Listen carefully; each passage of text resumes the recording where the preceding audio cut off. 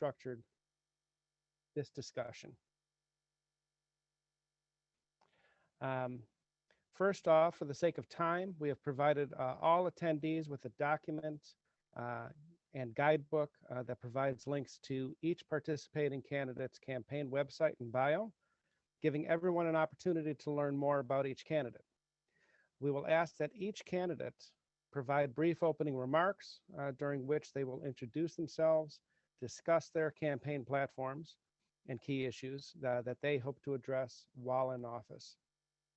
After each candidate provides their opening remarks, we will hold a Q&A session with the candidate during which attendees may submit questions through the chat function of Zoom.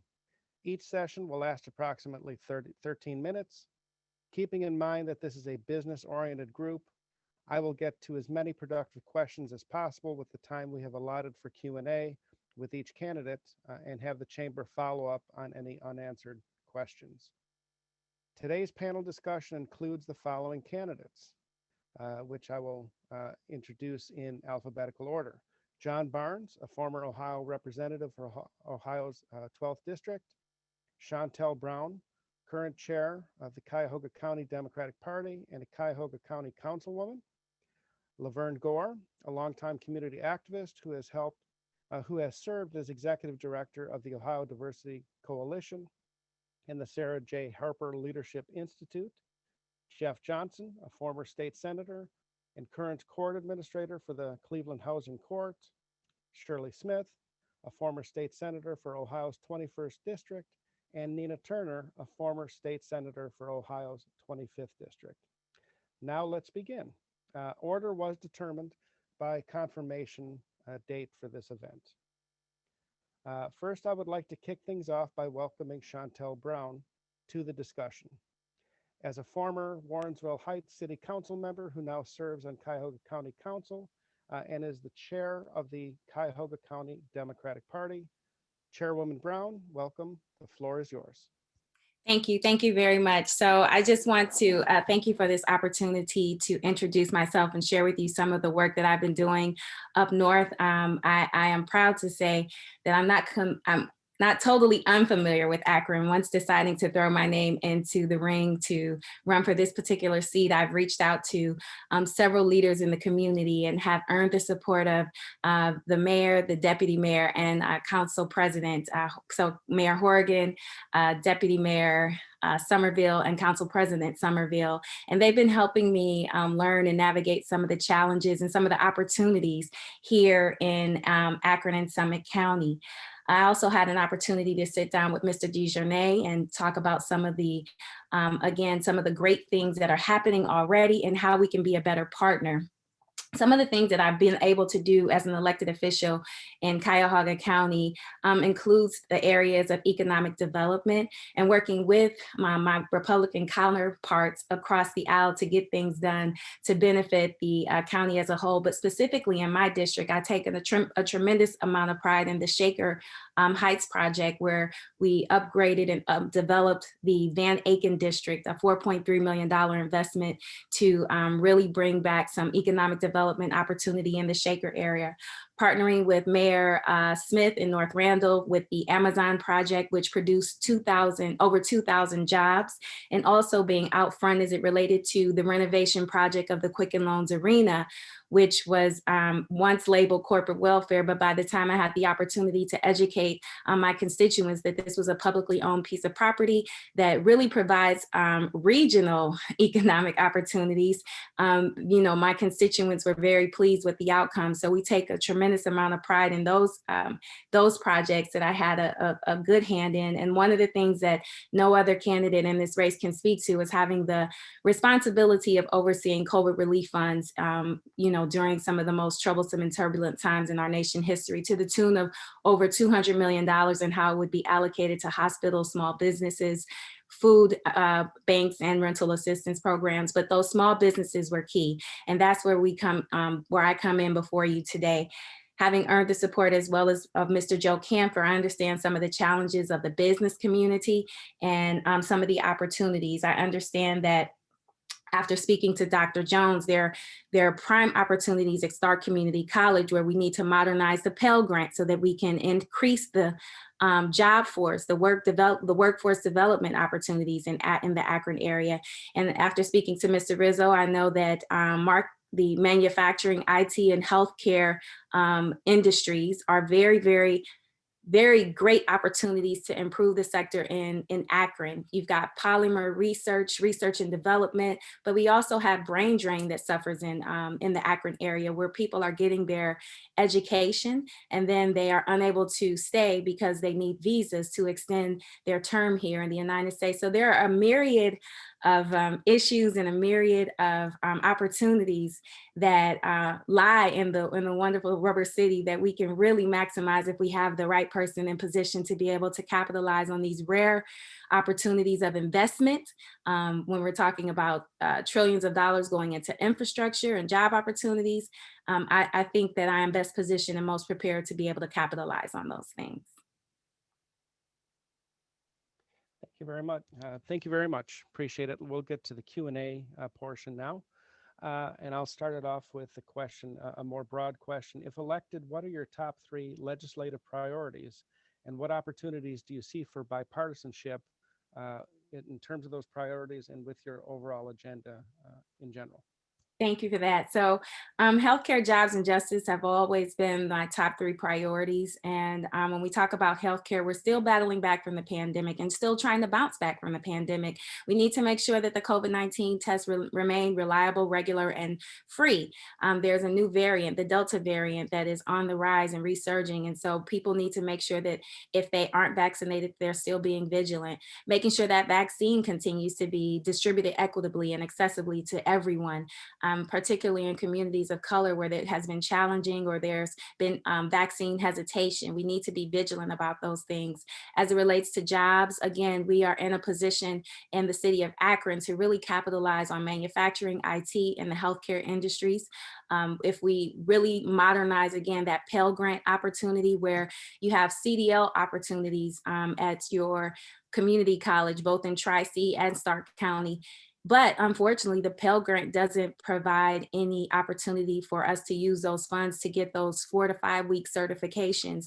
And those CDL jobs are prime. So being in a position to modernize our Pell Grant so that people can take advantage of those opportunities as it relates to CDLs, as well as STNAs who can also be put on a pathway to go from STNAs to LPNs to RNs to BSNs. But again, that entry level work that puts people on a path to a good career that they can be able to make a decent living will be critically important. And having someone who can work with the administration and the members of Congress to get it done will be critically important. And finally, justice. When we talk about justice, it's not just social justice and racial justice, but criminal justice reform as well as environmental justice. It's critically important that we make sure that we're taking care of our planet, that we really consider all of the challenges that we battle with climate change, and really look at ways how we can create a sustainable environment so that we can, again, have an environment and a district that really provides equal opportunities and equity for everyone that lives in it.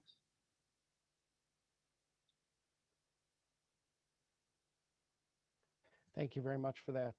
Can you cite any experiences you have advancing healthcare policy in your legislative careers? Sure. So as it relates to the legislation declaring racism as a public health crisis, that was actually founded on the infant mortality crisis here in Cuyahoga County. While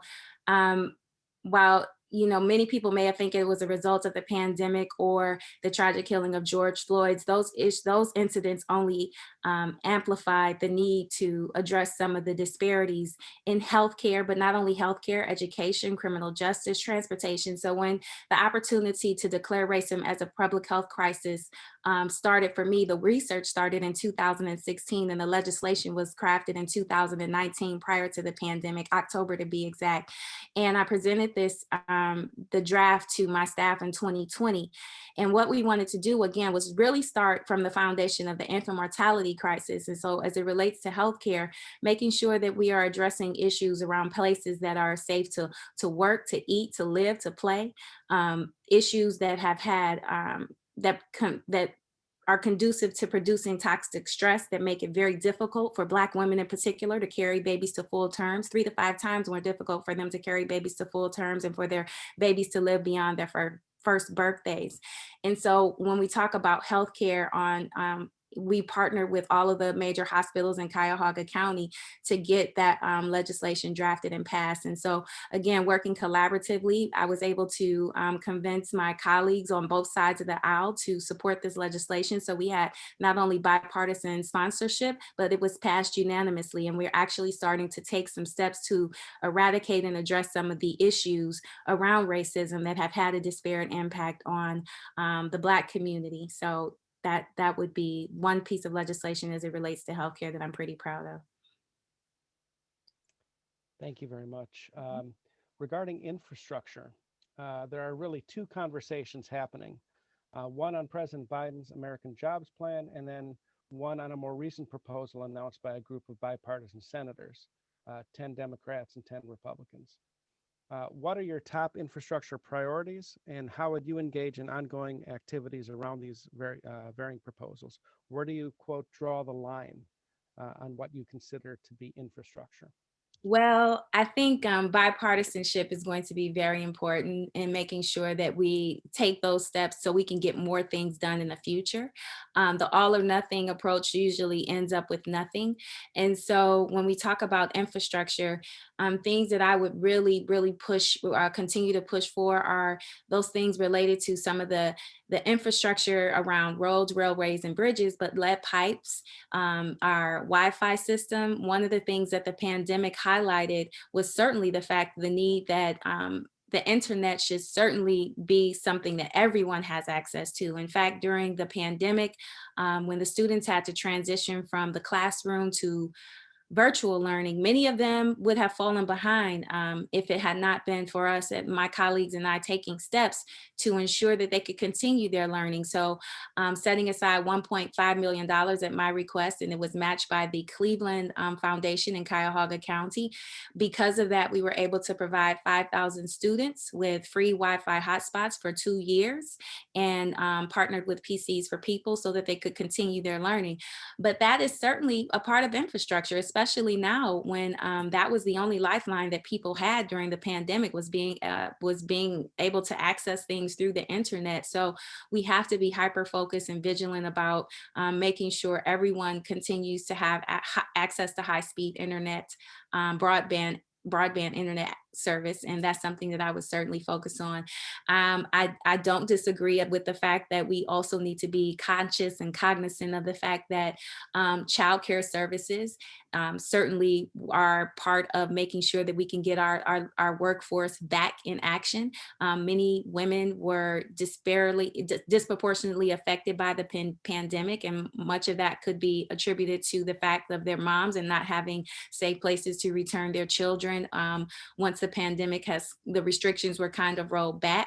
So we need to be conscious about that as business communities, thinking about how we can consider those things and be a little bit perhaps more creative when it comes to providing supportive services for parents as they return back to the workforce under some, again, very, very challenging conditions. So those are the things that I would certainly continue to push for as it relates to infrastructure. Thank you.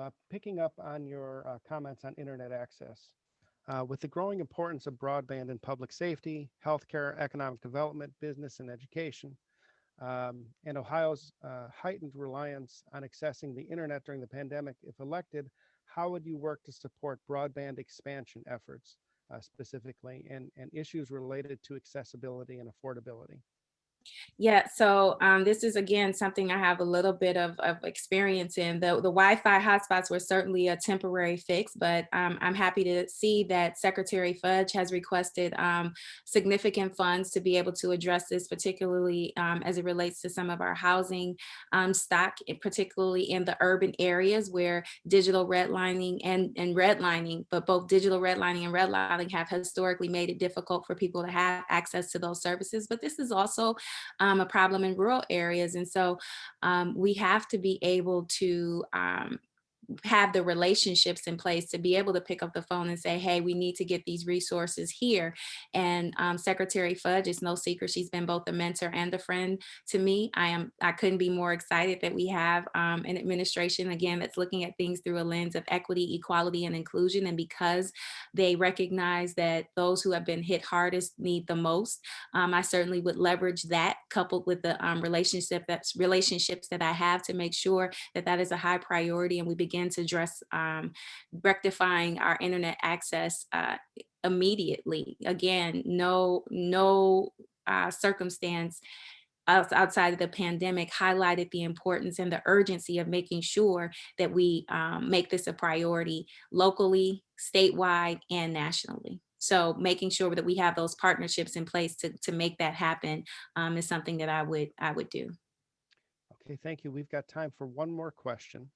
And given that your audience is predominantly comprised of small businesses, if elected, what policies would you implement that foster business growth and economic activity? So what specific policies and opportunities do you see within the federal government to help small businesses thrive? Absolutely. So as a small business owner whose business has grossly been neglected because I have been very much committed to doing the work of public service, I understand that that's another, what I would describe as infrastructure issue, where we need to make sure that we have people in place to help small businesses access the resources and the capital that's being invested and available to us at this time. The thing that I heard the most from the business community, again, with small businesses knowing they are the largest economic driver of our economy, need to be able to access these funds. The administration is providing the resources, but there's so much red tape and bureaucracy in place to make it difficult. We need to make sure that we have people on the ground that can walk small businesses through on how to get access to these funds. What we did see where the big businesses snatching up the resources, gobbling up the dollars, and we need to be able to make sure that the small businesses have those same opportunities. And so I would work really hard to leverage that, and to also request that when we're doing federal contracts, that we set aside a significant portion of those contracts to be dedicated to small businesses. That would be the pathway for them to, for us to deal with the economic wealth gap, and again, providing opportunities for our small businesses to thrive and not just survive. Thank you very much, Chairwoman Brown. Appreciate you joining us today. Next, I would like to turn to former Cleveland City Councilman and Ohio Representative John Barnes Jr. for his comments, after which we will hold Q&A. Representative Barnes, the floor is yours. Thank you very much.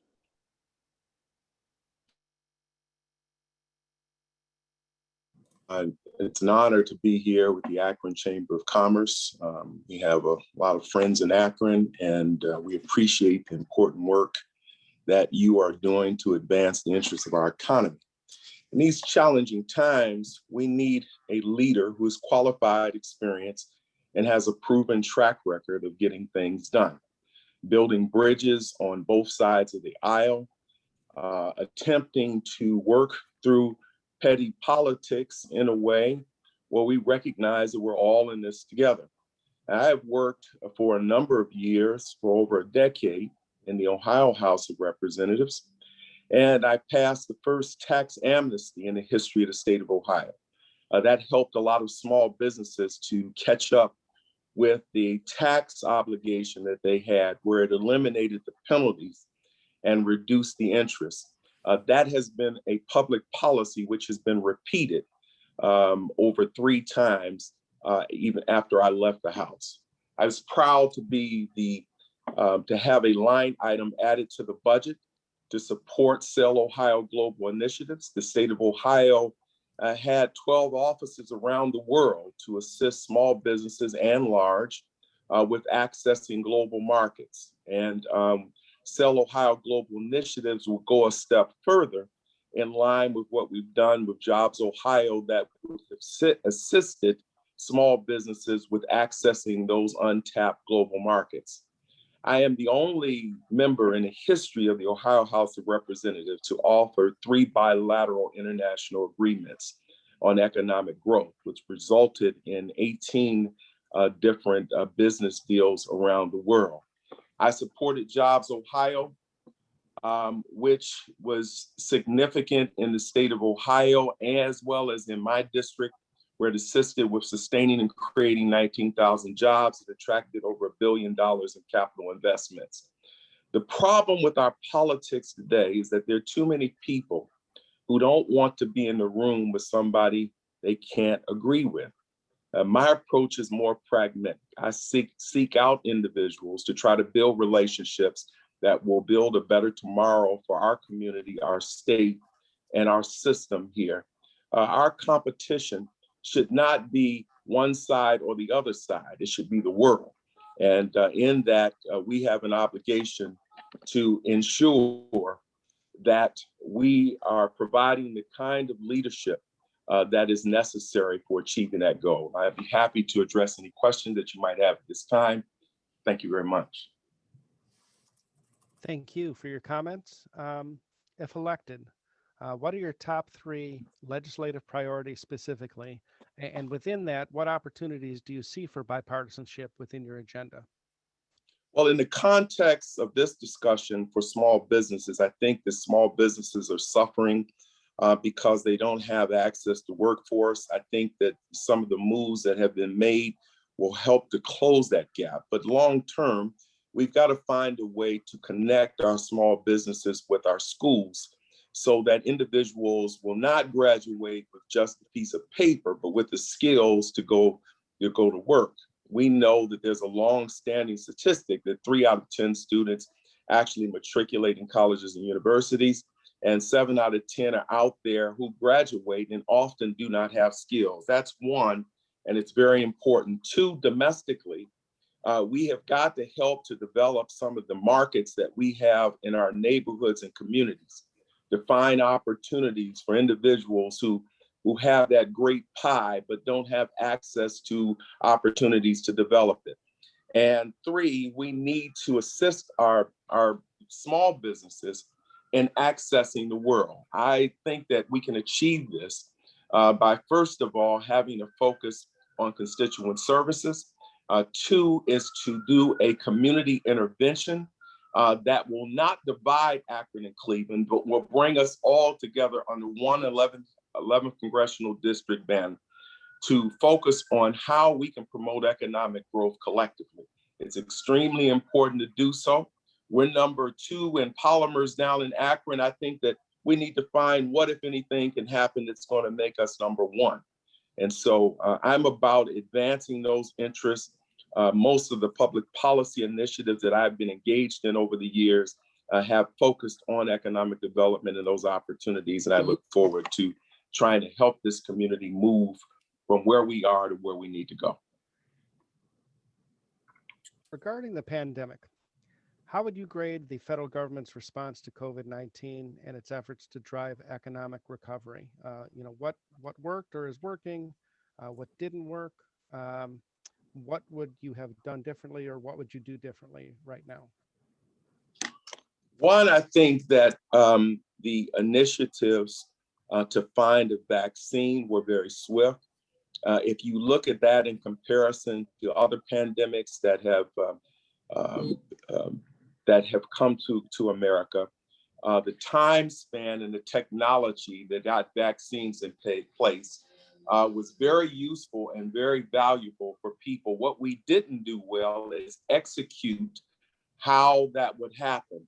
There are several reasons for that, some of which is ideology. Others is the fact that it was something that this generation has not faced. And so I think that we have learned a tremendous amount about moving forward in terms of the pandemic. As part of the Barnes plan, it would include ensuring that in the future that our community would be prepared more to focus on the issues that are going to save people's lives and are going to save the interests of our economy and opportunity. And so I think that focusing on that plan, that would be a community-wide intervention of professionals that would offer ideas for planning and moving forward. new strains of COVID-19 surfacing, particularly the Delta variant. What is your position on mandatory vaccines, vaccine passports, and other related mandates as they relate to travel or to public spaces and private spaces and to businesses? I encourage vaccine. I've had my 2 shots, and everyone that I talk to about it, I express the importance based on the evidence. The evidence is that there are millions of people who are dying around the world. And so we need to use every opportunity we have to deal with that issue. However, that is a personal decision, and it's a decision that people have to make in line with their thinking. But government has an obligation to educate people and to give them information that they believe is truthful so that they can make an informed decision and recognize that what is being proposed by government is extremely important for their health and safety.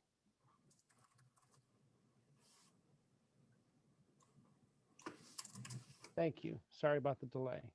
That's okay. Yeah, I'd like to ask you a question on infrastructure. What path forward do you see for Congress to pass legislation? What are the top infrastructure priorities for you? How would you engage, with the ongoing activities around these varying proposals? Because as you know, there's a couple of different plans that are floating around. And where do you draw the line for infrastructure? What do you consider infrastructure and what do you not consider infrastructure? Well, first of all, I think that when we have bipartisan discussions and we have an agreement on how we're going to approach legislation, that we need to keep our word. I'm hearing comments from members of the Senate that are saying that, if you don't do this, we're not going to let you do what you agreed to do. And the problem is that we're not keeping our word on getting things done. And no one individual should be able to hold hostage a process as much as people are in need in terms of infrastructure with water or sewers, and look at the impact that it is having on the lives of people in terms of cost and operation. And so it's extremely important to work in a methodical way, in a bipartisan way. John F. Kennedy said it best. He says, I'm not interested in the Democratic answer or the Republican answer. I'm interested in the right answer. And the right answer is that you have to begin by keeping your word, which you negotiated as part of a bipartisan effort on infrastructure. I think that with respect to the specifics of infrastructure, broadband, and there are some other areas that are unique opportunities for economic development and growth. We need to look at the industries that are emerging as a direct result of broadband and look at how we can convert some of the areas in Northeast Ohio that would, of course, include Akron and Cleveland. And given, in particular, the status that Northeast Ohio has now as the poorest large city, Cleveland, in America. And just today, I saw a report that showed that Northeast Ohio is the third worst place to live in the country. I believe that technology is a path of working, and the Barnes plan would focus on how, through an intervention, we would begin to assemble the people through government, private industry, and including the top 25 industries in Northeast Ohio to see what, if anything, can be done so that we can have the structure, the investment, and the opportunity to move forward around the idea. This is business. And so everything that happens as a direct result of a public policy, we have to focus on what is the opportunity for Northeast Ohio.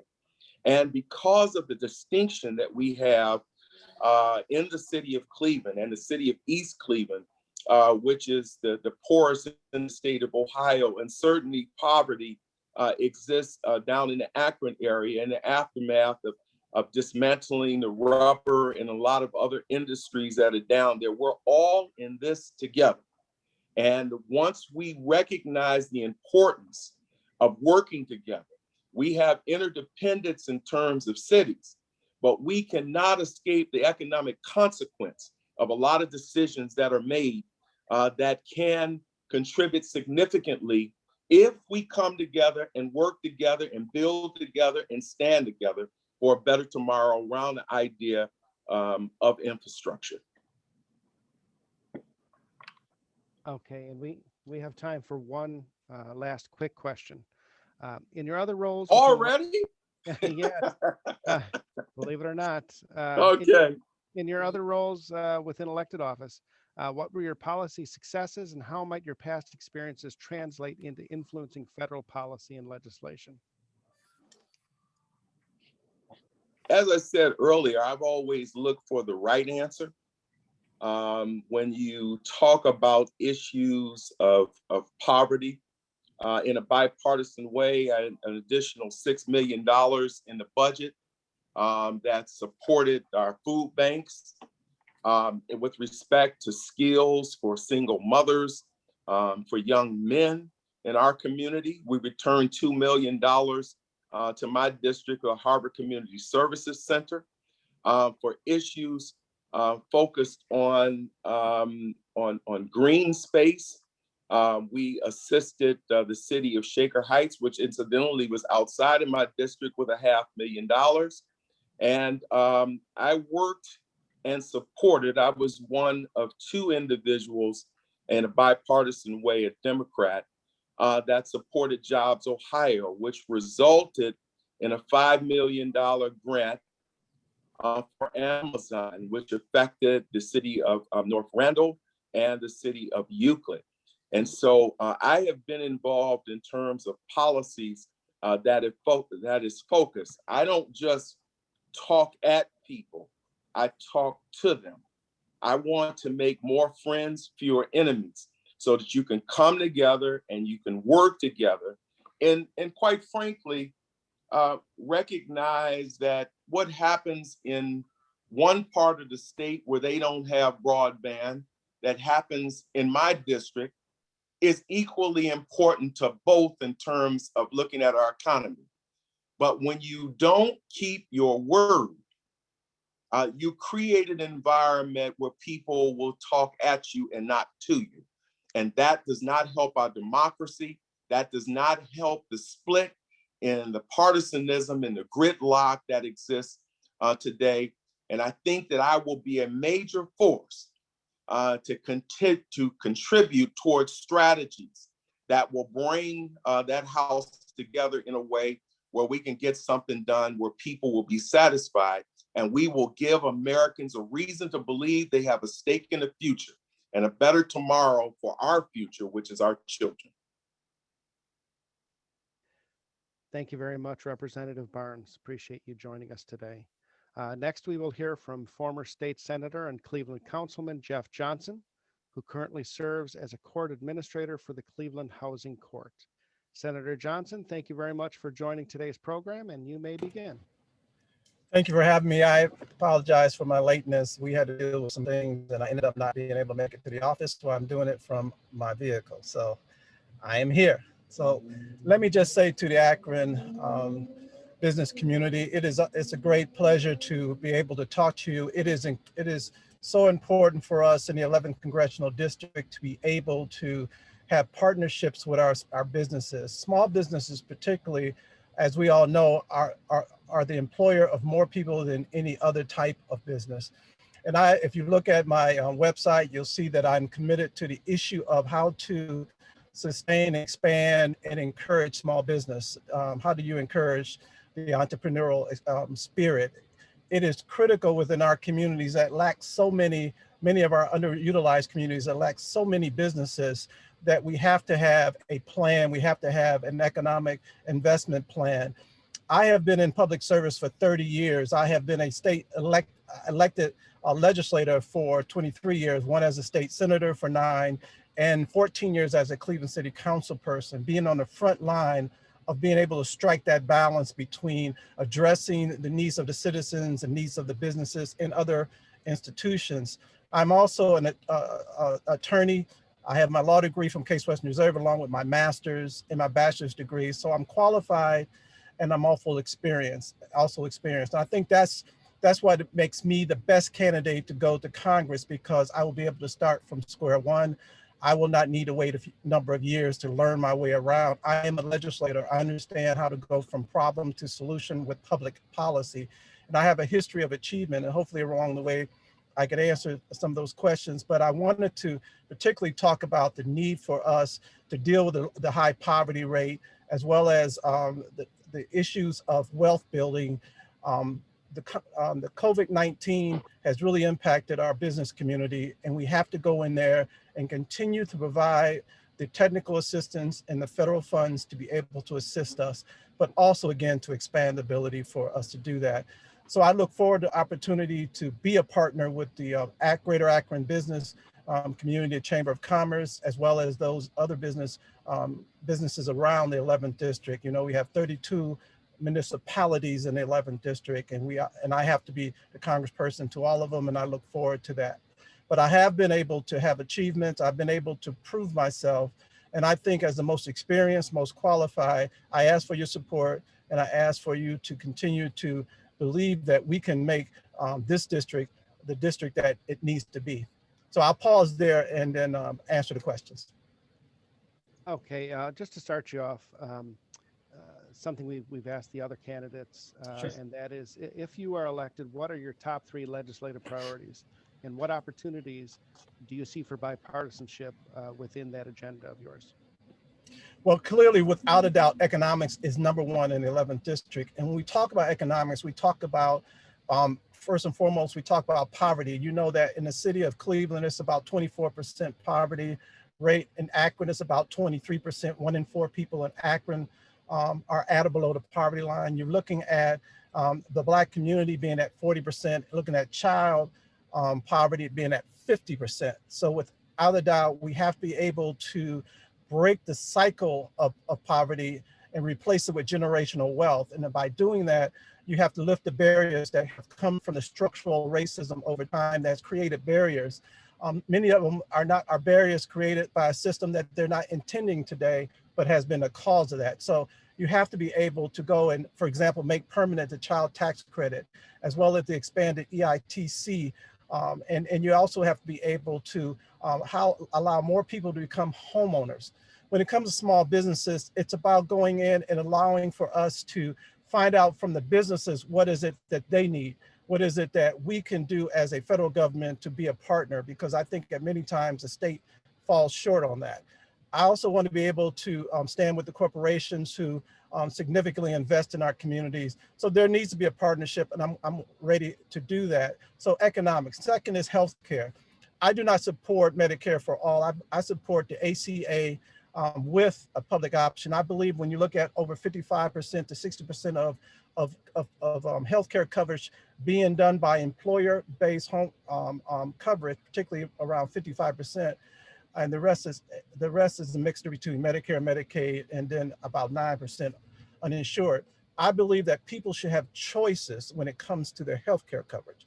That's why I support the ACA with a public option. I believe that we need to work on states to expand Medicaid so we can get more folks in. Over 20 million people are covered by the ACA, but I don't believe that we should go to a $31 trillion deal with Medicare for all.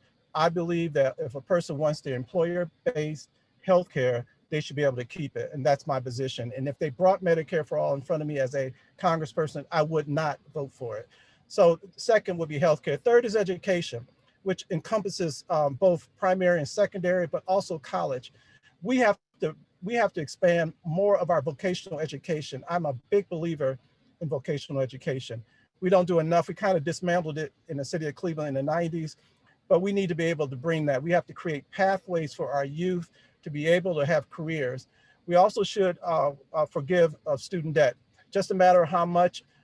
2/3 of the debt that's owed in this country is owed by women, and disproportionate are minority community students as well. And so we have to be able to forgive a great amount of that. And I do believe in free community college, and talk about some other increasing Pell Grants. So education will be number 3. But of course, when you look at the other issues, if they're important, well, those would be my three, since you asked for three. Thank you. In your other roles within elected office that you mentioned, what were your policy successes as they relate to small business, and how might your past experiences translate into influencing federal policy and legislation? And related to that, what specific policies and/or opportunities do you see within the federal government to help small businesses thrive? Well, as far as achievement, I represent a community that is what we call underutilized. The community is the northeast part of Cleveland, and it was very difficult. It was very difficult for us to be able to get just market rate investment. So we've suffered from that. So I was able to go and bring together a deal to bring a grocery store into the Glenville Northeast area to try to deal with a food desert. It still exists there right now. It's the East Side Market. It's important to me to continue to be able to talk about investing in these underutilized neighborhoods, and you do it by bringing businesses in it, by creating an environment where businesses can thrive. And I think that's important as well, and being able to have a relationship. I also, when you said when associated with businesses, I think it was important that that we find a way of raising the income, the minimum income of wage is for our workers, so that more can be able to get into the marketplace, more doesn't have to deal with the public assistance. So I did fight for $15 an hour. And I think that if we get together with the businesses, we'll be able to strike the right balance in order to raise the income of our citizens so that they can ultimately raise their lot in life. We know we're at $7.25 an hour across in the federal level of minimum wage. It's not enough. We're about $8.80 here in the state. $18,000 a year is not enough. So we do have to work out how to complement the growth of businesses, but at the same time, being able to lift the lots of all of the citizens. Now, when it comes to using the federal government, I believe that the federal government should create economic hubs within underutilized neighborhoods. I believe that we have to invest in areas that will allow for entrepreneurs to be able to come into these areas and do two things: one, succeed as business people, but also to uplift the community itself. So I think that's important, and that's the way I would do it. I would continue to go with the Small Business Administration, making sure that they are able to have the resources necessary to help, and as well as deal with the underutilized communities. Thank you very much. Another question, and this is an audience gathered question. There's been an increased amount of youth gun violence. What legislative measures will be put in, would you support putting in place to address the issue? Well, to deal with gun violence, you ultimately have to deal with the underlying reason for gun violence. And that, of course, deals with so many of the inequities in our society, the economics that we already talked about, poverty, lack of opportunity. So let me just lay the groundwork that fundamentally gun violence is a symptom of larger social issues, the result of structural racism that's created barriers to education, barriers to better health and what have you. But specifically, we also can do is deal with gun laws. I'm a big believer that the Heller decision relative to guns did not stop us from being able to have reasonable gun regulations, such as closing the Charleston, as well as the gun show loopholes. We have to be able to get rid of the assault weapons by banning that. But most shootings within the neighborhoods are from handguns. So we got to be able to stop ability for them to have straw purchasers and bringing it into our communities and sell them. And that's what's happening. In addition to that, you've got to be able to fund programs of interaction that we know work, models of using former gang members.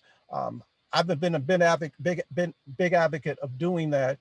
And so we have to be able to deal with the larger picture of guns, but also to deal with the issue of mental health and behavioral health, and that is mental health and addiction. There is a close connection between our inability to deal with the behavioral health problems, particularly within our urban areas and what's going on. So we do have to invest in that. And we see that many times our state government, at least, has failed to do that, and the previous administration has not done enough. So I'm hoping, and as a congressperson, I would push for more of the combination of how to reduce gun violence. You just can't continue to put more police on the streets, but I do believe you need to make sure that they're trained and they're properly prepared to be out there. But we also need to be able to expand the ability of doing public safety. I do not support the term defund the police, but I do believe in a redistribution of resources to deal with behavioral health professionals to be able to go in the streets and prevent gun violence and not just always react to gun violence. Okay, thank you. In Greater Akron, we enjoy high levels of collaboration between key organizations, local governments, and community stakeholders on a collective economic development strategic plan called Elevate Greater Akron. If elected, how would you engage with key stakeholders in and around Akron on pursuing its top economic development priorities? Well, first thing, I want to plug in what was already there. I think Akron, I have a great familiarity with Akron. My family actually has come from Akron, my grandmother and others. So I've been in and out of Akron all of my life. So I have a great familiarity with it. I've worked with the local leaders there over time when I was in the state Senate as well. So the first thing is you plug into what exists. You plug into what's working for them, and being able to not pick your own people, but be able to have conversations and relationships. So that's number one. Number two is I will have a congressional office in Akron, just like former Congresswoman Marcia Fudge had. And it's important for me also to have spend hours work time there and being able to be accessible. But I would like to do monthly meetings with the Chamber of Commerce, for example, other leaders, particularly in the beginning as I begin to learn what your agenda is and what your needs are, so that when you see how I vote, you at least know my motivations, because I don't expect you to agree with everything I vote for, but I will be an ally, and I will be able to be open and transparent, so you know where I believe that the direction of the district should be from a policy standpoint, and of course be able to support your agenda and strike that balance, because there's no reason why the agenda of the businesses and the business persons within our district should be different than the citizens and residents. There's no reason why they should conflict. Okay, I believe we have time for one more question.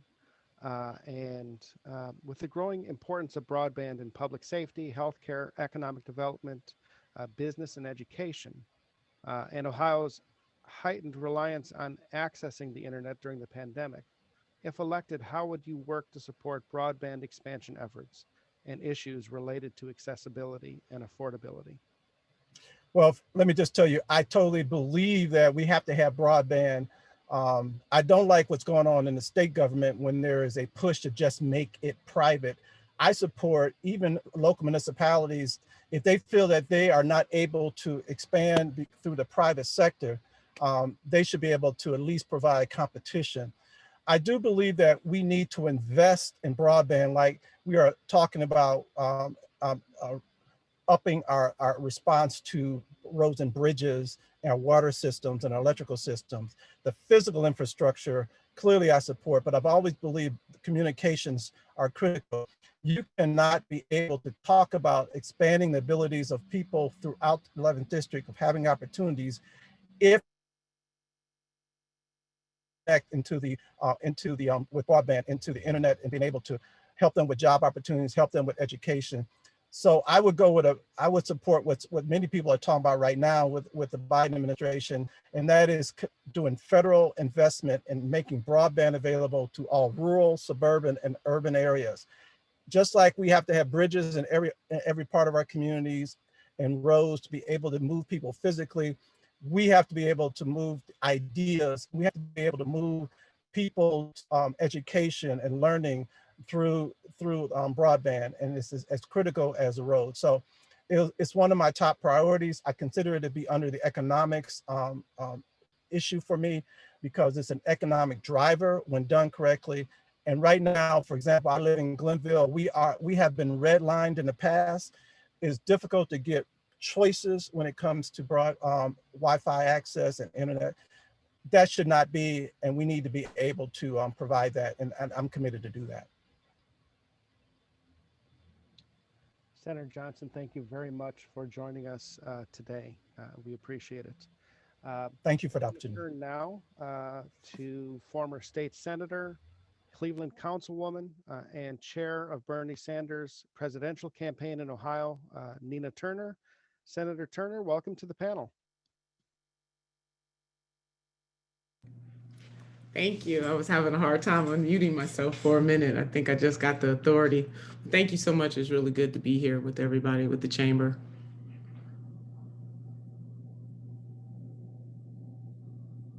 Senator Turner, you're live. We can hear you and see you.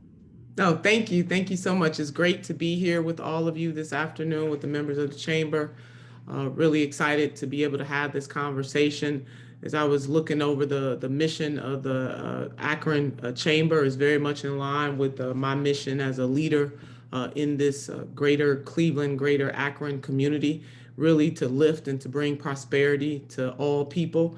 And in order to do that, we have to have strong businesses of all sizes, but particularly small businesses. We know small businesses employ the greatest number of people. And when you especially have community situated businesses, they employ folks right from that community, providing robust opportunities. I do believe that there is a nexus between doing well and doing good, that both of those things can coexist in one place. And I want to continue to fight and work with folks in greater Akron and greater Cleveland. I'm bringing up the whole district, although I know this is the Akron Chamber, but to work with the greater Akron community to do just that. I am running to help to change the material conditions of people in this district. I know that our district has great wealth, but it also has great poverty. And we definitely have to do something about that. You can't have the type of pockets of poverty that we have throughout this district and think that all is going to be well. All will not be well unless we really laser focus in on the least of these in the community so that everybody is being lifted. You know, I definitely applaud the chamber, the city of Akron, and also the county as well for partnering on an economic development plan that really includes housing in that plan. You also talk about gun violence in that plan, and also the need and the recognition that the African American community, by way of example, is suffering disproportionately of every other community. And again, there is a connection to that suffering, that if the Black community is centered in that way, that every other community will be lifted. And so I definitely applaud you all for the plan and the work that you are doing, and how all entities, both private sector and public sector, are coming together to help to find the solutions to the conundrums. There is definitely promise in the problems that we face as a district and as a nation. We have to have people willing to come together to work through to find the solutions. Thank you very much, Senator Turner. We're going to turn it over to the Q&A section now. And I'll ask you a question I've asked the other candidates, which is, if elected, what are your top 3 legislative priorities? What opportunities do you see for bipartisanship within your agenda? Well, definitely, I would say in terms of agenda, as I was laying out in my opening, I'm very concerned about the levels of poverty. About 23% or so of the residents in the Akron area live in poverty, and as we know, Cleveland is the poorest city in the nation right now. So I definitely will be focusing in on an economic agenda, and part of that agenda does include increasing the minimum wage. We do have to make sure that there is a level by which people don't go below. We are all connected in that way, and we know that 70% of our economy is a consumer-based economy. So to the extent that people have disposable income, that they are able to take care of themselves, and if they have family members take care of them, that is helpful for all of us. It makes for a very robust community, a very robust district, a very robust nation. I mean, it all goes together. So I definitely want to make sure that we increase the minimum wage. I do understand that there are some concerns by some in the business community, and if there are businesses that may have some challenges in doing that, we need to understand that and work past that. But when we're talking about mega corporations in this country that are not paying federal taxes, that have made more money during the pandemic than most people will make in a lifetime, we definitely have to deal with that and balance the scales in a way that allows the poor, the working poor, and the barely middle class to be able to live a good life. Certainly, education is always top in my top three. As a former educator at a community college, Cuyahoga Community College, I understand that the educational from Stark to University of Akron University, the work that higher institutions of higher learning play in getting our communities ready for the next level of jobs or the next job opportunities or career opportunities for the 21st century, and particularly community colleges who have workforce development and they really laser focus on ways to work with both businesses and also non-traditional students. So education is always near and dear to my heart. And then thirdly, canceling student debt. That is something that the President of the United States can do right now. The Education Act, I think of 1965, gives that authority. And canceling student debt is both a class and a caste issue. It will lift, that burden on millions of people, both in this state and also in this country. And on the caste side of it, in terms of racial justice, the Black community very much heavily burdened with student debt disproportionately, and Black women hold the largest amount of student debt in the United States of America. I think that is something that we can all come together on, regardless of political affiliation, that lifting that kind of burden from the people in this nation would go a long way, again, to stimulating the economy, to helping people through COVID. People may not be wearing masks right now, but the pandemic is still very much here. We have not totally tamed COVID. And as we know, there are a lot of variants that are cropping up that could have a detrimental impact on the progress that we are trying to make in terms of taming COVID. And then in terms of working in bipartisan, I certainly have a career of working that way. I served in the Ohio Senate where the Democratic Party was in a super minority, and I was able to work across the aisle on several issues. And then one of the things that I will always hold dear and near and dear to my heart, and I know that you all have been talking about gun violence and just violence in general, is the work that I was able to do with Governor John Kasich at a very heavy time in our state. And we're still having other heavy times, but when it came to a lot of police-related shootings, was able to go to the governor, and we saw eye to eye on that, even though we jousted a lot on most other policy issues, and I was named co-chair of that task force that he created by executive order, and was able to travel the state with people in the business community were on that task force, the faith-based community on that task force, legislators were on that task force, younger people were on that task force. That was a great example of what it means to come together to do a work worth doing. And I will continue to operate in that way. My highest priority, though, is a justice agenda, one that lifts the least of these, because once we lift people who have the greatest needs, everybody else will be taken care of. Okay, thank you. I've got a multiple part question. Both pre-COVID and now during recovery efforts, workforce continues to be a top concern for employers. And so if elected, what policies would you implement that support the availability of and access to skills training opportunities that lead to in-demand jobs? And what overlap, if any, do you see within immigration reform and workforce development efforts? In other words, how might immigration reform play a role in helping fill in-demand jobs? Yeah, I would definitely lean on the business community, but the education community in particular, again, institutions of higher learning, and with a particular focus on workforce development. I do believe that we should not be training folks just for any job. We should concentrate on the jobs of now and also the jobs into the future, to invest that money in a way that it will have a ripple effect for many generations to come. And the institutions that absolutely do that the best are institutions of higher learning. So whether it's Akron or Stark and the other community colleges, of course, I'm going to throw out Cuyahoga Community College in that too. But community colleges, in my opinion, hold a special place in the universe when it comes to workforce development. The partnership between institutions of higher learning and the business community to make sure that as we invest taxpayers' dollars into training programs, that we are training people for the needs of right now and also the needs of the future, because we got to be very futuristically, we got to think in a very futuristic way.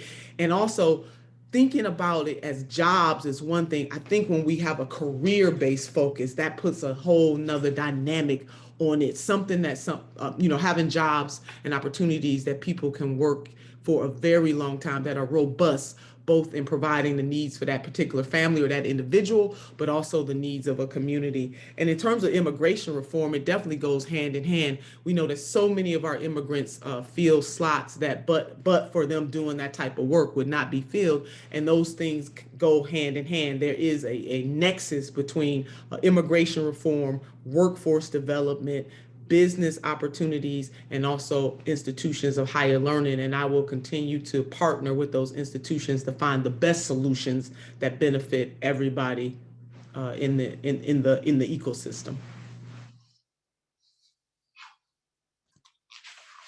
Okay, I have a question from the audience. This question is directed to all the candidates, by the way. As a former resident of both Akron and Cleveland who maintains deep ties to Northeast Ohio in the form of family members and business endeavors, what would be your approach or suggestion to elected officials representing chronically disadvantaged regions of Akron-Summit County, like the Copley Road Business District in Ward 4 and the Arlington Street and Grant Street Business Districts of Ward 5? And I'm sorry, Dr. Cohen, that was what was the last part of that?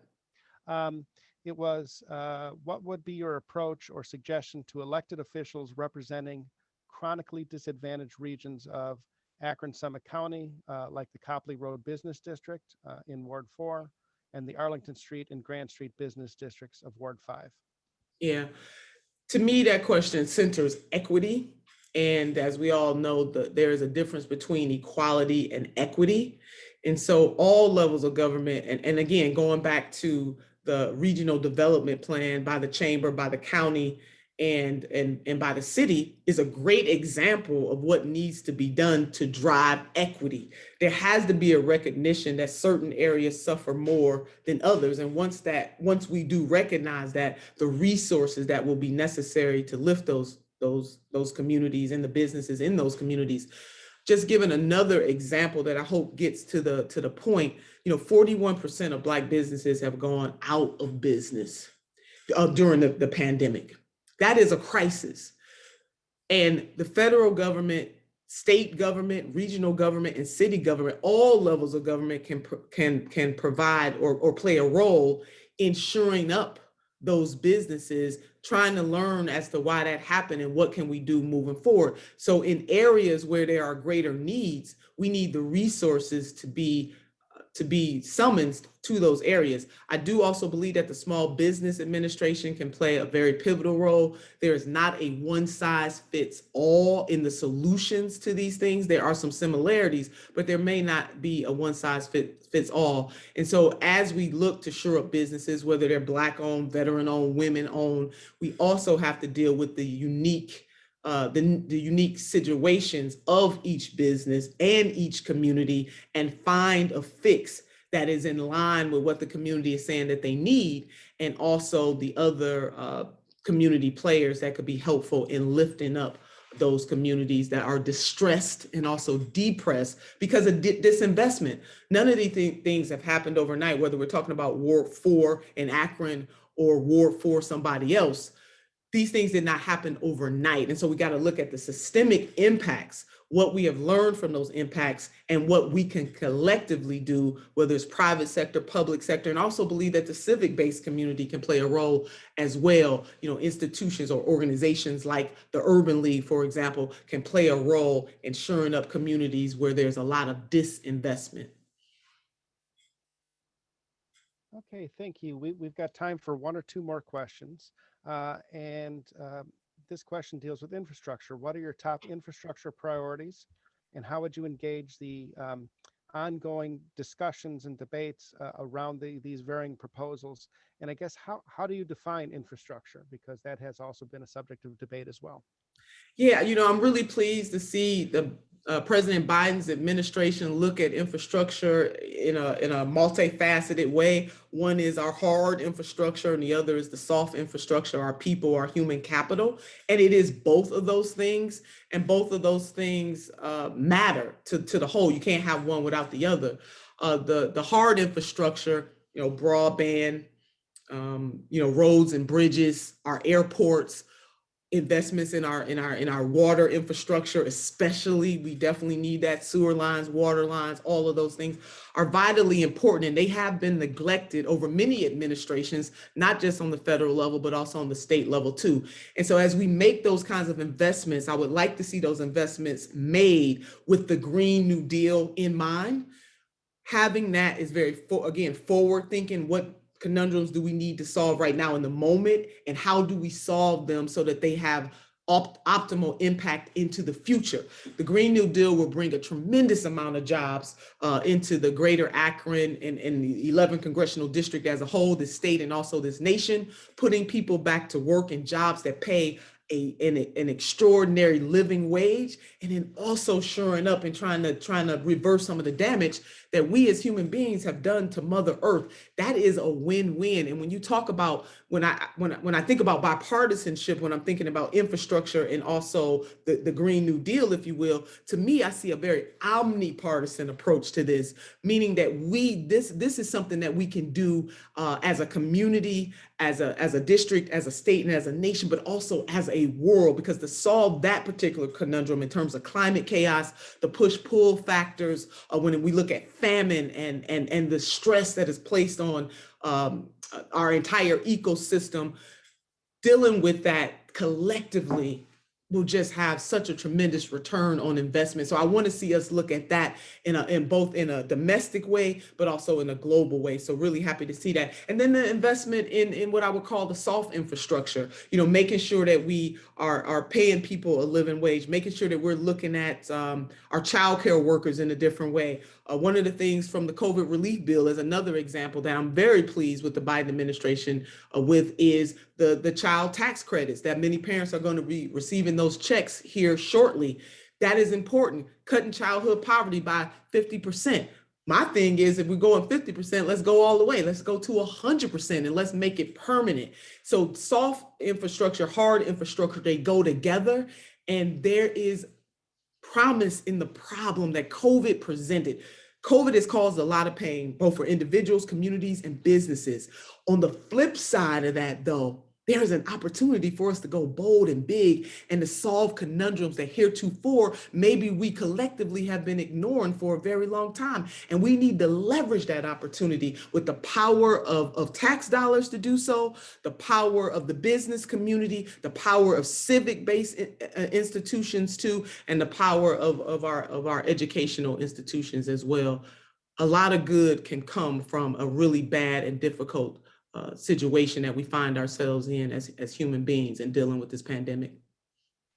Okay, thank you. We've got time for one more question, and that is, earlier you had mentioned the collaboration between key organizations, local governments, and community stakeholders on a collective economic development strategic plan, Elevate Greater Akron.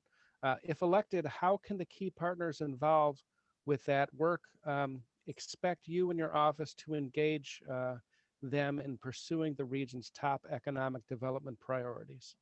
Well, conversations like we're having right now. I mean, I know this is a forum for candidates and for us to kind of share our ideas and our vision. And there's some overlap between, all of us, even though we're competing with one another. But it's having, meetings like this. I will meet on a regular basis, just as I did as a state senator. I met with, your counterpart in Cleveland, the Greater Cleveland Partnership, on a regular basis. So it would be meetings like this. I don't think that any leader can make decisions without checking in with the stakeholders, and the business community is a stakeholder. Every day, regular citizens in the community. They are stakeholders, civic-based, faith-based. All of those stakeholders see things through different lenses, and it is the combination of those lenses that I believe make the whole. I will have an office in the Akron area, as I do right now. I will have an office in the Akron area. I will staff that office with residents from the greater Akron area as well, because it is important to have that view represented. We are one district, even though we occupy different geographic spaces, but it is important for me for the district to be lifted together, and particularly for Akron, who has only been in this district for about 10 years, since the last redistricting. I do understand, and I have heard, as I have been in the district, time and time again, even before, and I want the chamber to understand this, and the people who are here with us this afternoon, that I have navigated Akron for a very long time, even when it did not have any political benefit to me, meaning I was not on the ballot, in Akron. I did not represent Akron as an elected official, but I do fully understand why it is important to make sure that Akron feels very much a part of the whole, because Akron is a part of the whole. And so I will continue to build the types of relationships that I've built in the past. I will strengthen those relationships, and Akron will know very much that you are a part of the district and a priority for me. So I will have an office, open door, open heart, and open mind. Senator Turner, thank you so much for joining us today. Really appreciate it. Thanks for having me, and a good day to everybody. And I hope everybody has a great holiday weekend. Thank you. Thank you. Now let's hear from longtime Northeast Ohio community activist and former Republican nominee for Congress, Laverne Gore. Ms. Gore, welcome, and thank you for being here today. Very welcome. I'm going to have to hold this a little bit. We've run out of battery. I misunderstood, I guess, how.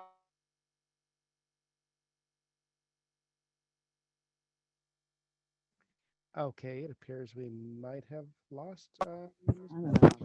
Be patient and wait. There she is. I'm just going to hold it and we're going to talk. How's that? Hello?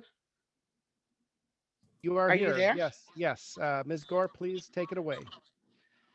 My name is Laverne Jones Gore. I am one of the people that is running for Congress. I am the Republican candidate that's running. I think that one of the things that's happening is that we can look to each other and say that we all have expertise. I have my MED in adult education and development. I have my MPH in socialized medicine, my master's in public health. That makes me uniquely responsible for a situation that we find ourselves in. The biggest thing that I can suggest to you is that we've had the same type of elected officials for the last 10 years. I have my master's in education. I have my MPH. I have my undergraduate degree from the Claremont Colleges in organizational development. I can suggest to you that what we find ourselves here in is a new world. We find ourselves in a different America, an America that does not bend as it used to. When all of our candidates are talking about their bipartisan efforts, I am certainly convinced that many did not look to the future of us getting here. We are here as a nation because we have elected officials who guided us here. The Cleveland-Akron community in the 11th district is one of the most impoverished districts in the United States of America. Did we get here because we had effective leadership? Did we see businesses closing in Akron? Did we see businesses closing in Cuyahoga County? Did we see the unemployment? Did we see the whole concept that our children would suffer from illiteracy? Did we see that we would have a situation where in America, being the poorest, most impoverished city in the United States could happen? And we have elected officials who come to us and say do we want more of this? My situation is such that I've been a lobbyist for the state of Ohio. I've done mortgage banking. No, I just wasn't the executive director of the Ohio Diversity Coalition, but the Ohio Diversity Coalition taught me one thing, that we can't do this separately. We cannot continue to have a divided nation. And when I say a divided nation, I'm talking about, yes, the bipartisan effort that many of the people here have talked about. But in lots of situations, they have helped instigate. We do need to come together. We cannot continue to act like a country, a city, a state that functions with one half thinking one thing and the other half thinking another. We need to get people back to work. I come to Summit County, I go to Cuyahoga County, and all I see is help wanted signs. Everybody's looking, we need to get people back to work. Small businesses need people that are willing to work. That's how we stimulate an economy. We have to get our businesses back to work. We have to have government initiatives that suggest to people that it is not okay to stay home. We have to go to work. And yes, we do have to come and make some adjustments on income and hourly wages. Of course we do. And certainly we have to look at each other and say, the environment is so important to us. But as a nation, as Summit County and Cuyahoga County, we must get people back to work. We have to worry about the seniors. And all of this, we find ourselves in the middle of a pandemic reviewing. The pandemic helped us. And when I say helped us, it brought us all to a point where we had to stop. We had to stop and look what was happening. We had to stop and look what was happening to our leadership. All of the small business owners that have tuned in, you all understand that it was taxation, it was crime. It was a lot of things that caused these businesses to go under because they were holding on by a thread before the pandemic. As far as broadband internet is concerned, why shouldn't a country as great as the United States of America have it available to everybody? Why are we even discussing this?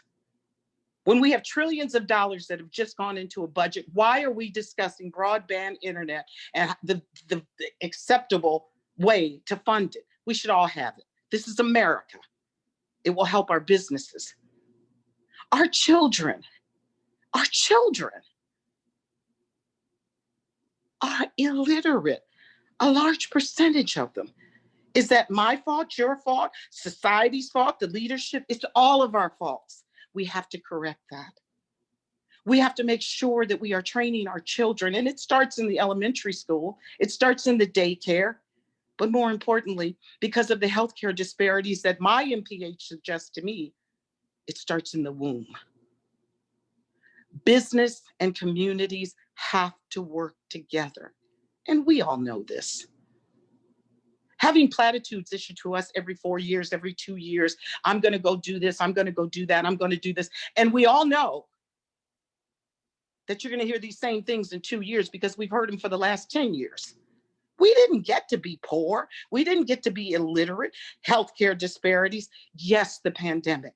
Of course, the pandemic. The pandemic. No one was prepared for it. But we're getting there.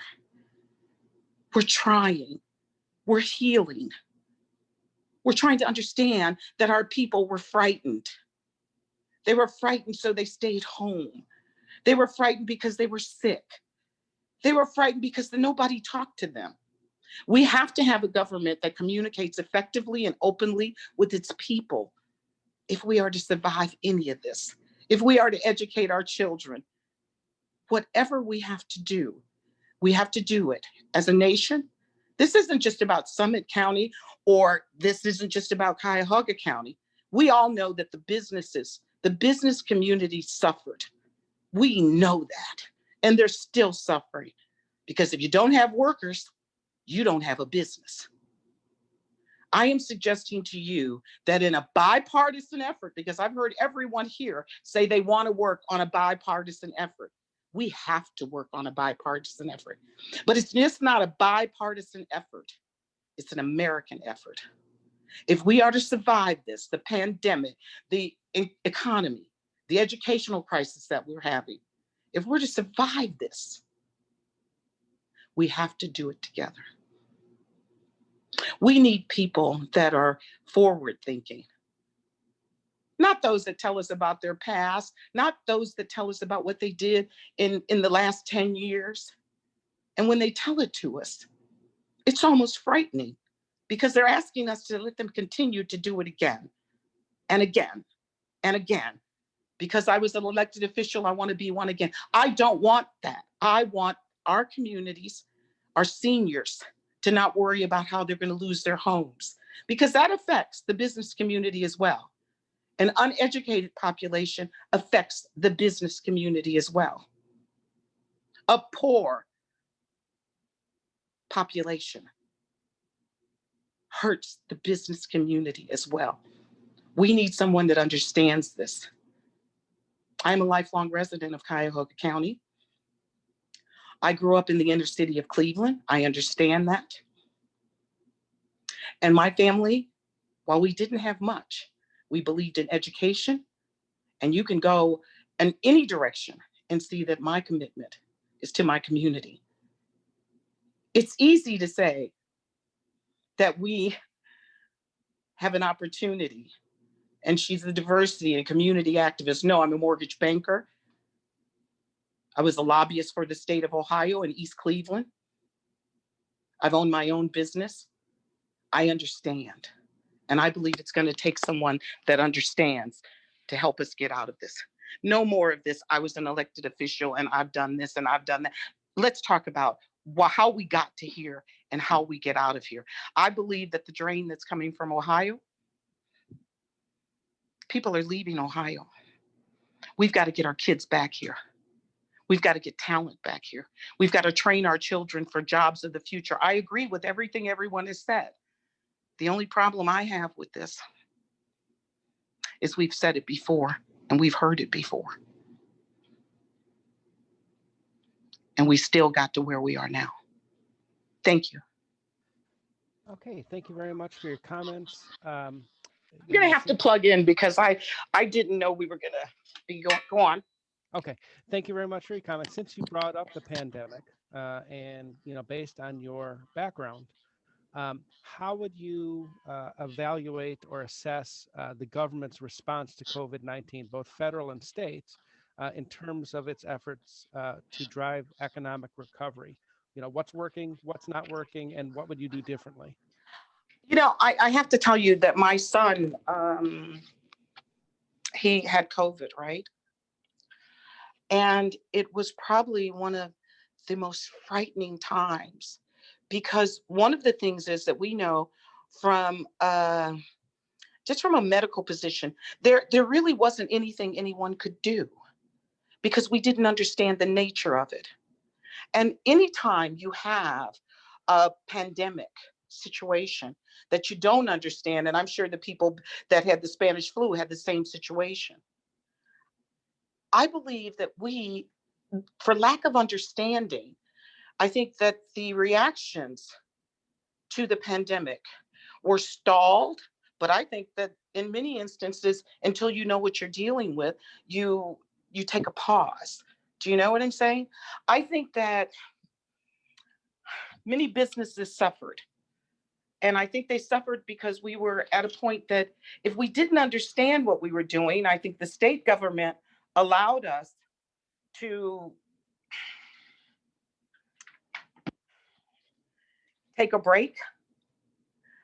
I am very much concerned as to why people thought that all of the decisions were wrong. But then I'm starting to believe now, as I get older, that everybody's going to, you're always going to be second guessed.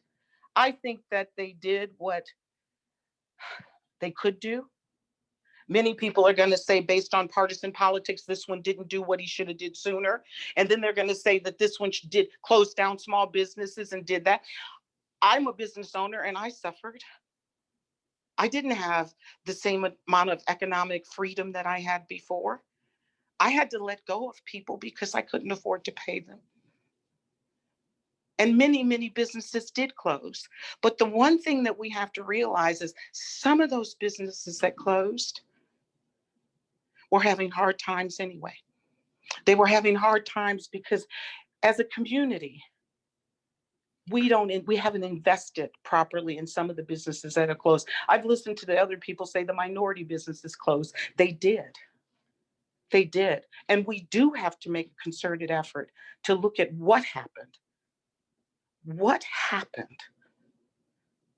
But I'm convinced that the pandemic, if you're talking about the federal and state and you want to pass blame from a public health position, and that's where I look at things from, I think there was a situation where we had to figure out what we were dealing with, how we could deal with it, and the preparations that were necessary to have those situations handled properly.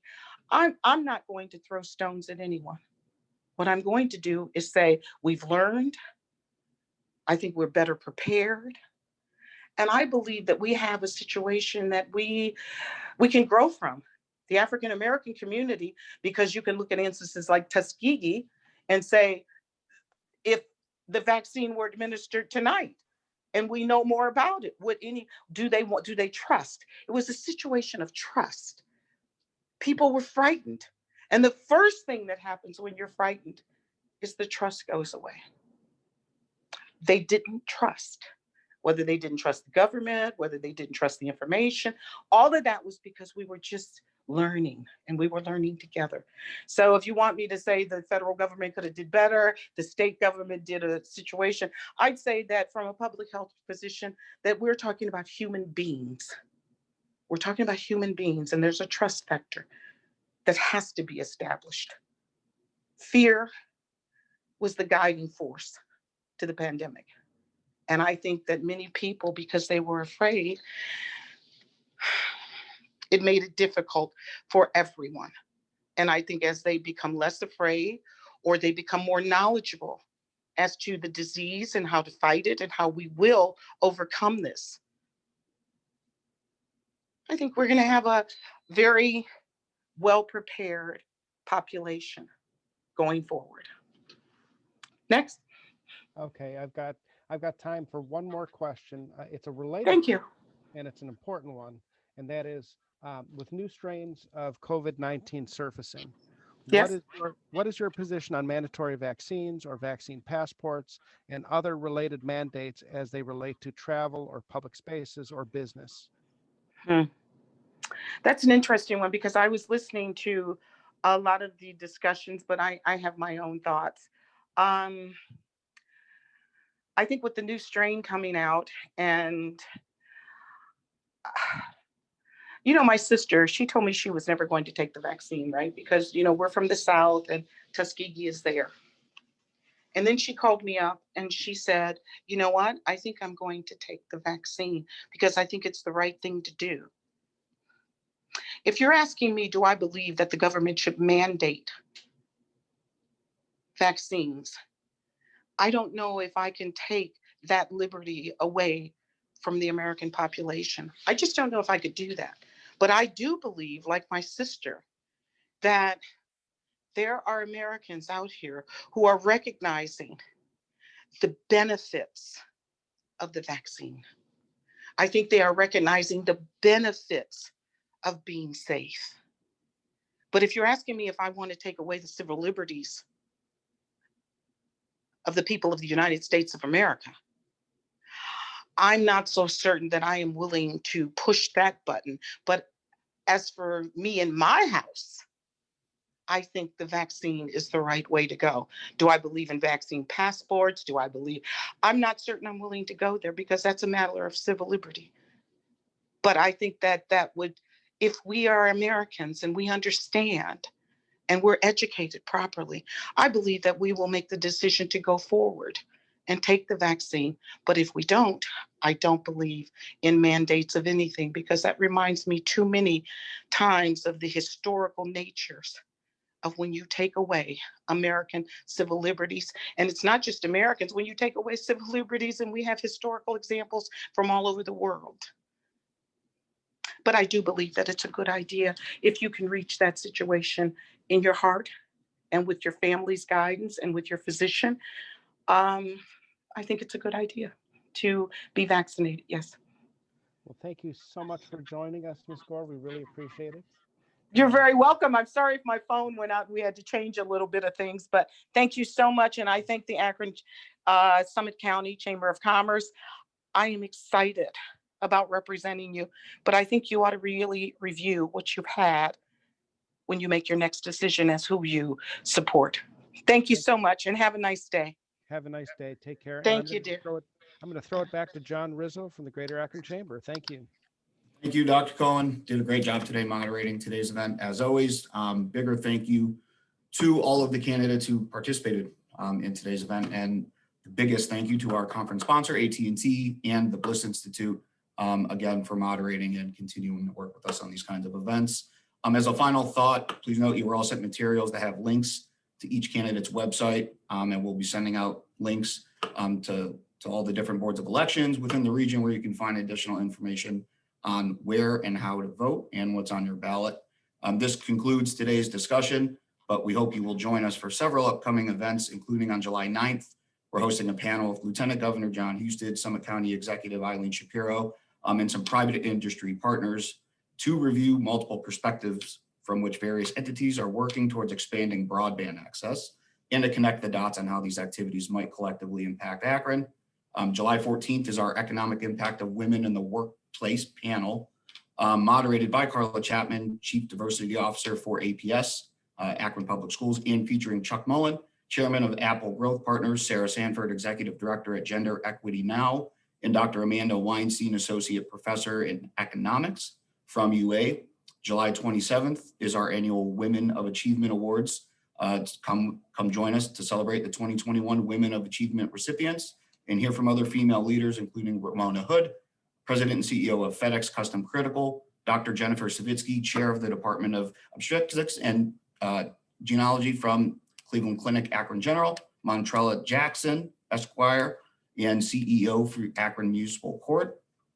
And then throughout the month of July, join Greater Akron Chamber President and CEO Steve Millard and members of the GAC leadership team for an open discussion about ideas, initiatives, and opportunities for the future of work within the chamber, which we are calling our GAC Member Listening Tour. So again, that concludes the event, and have a great day.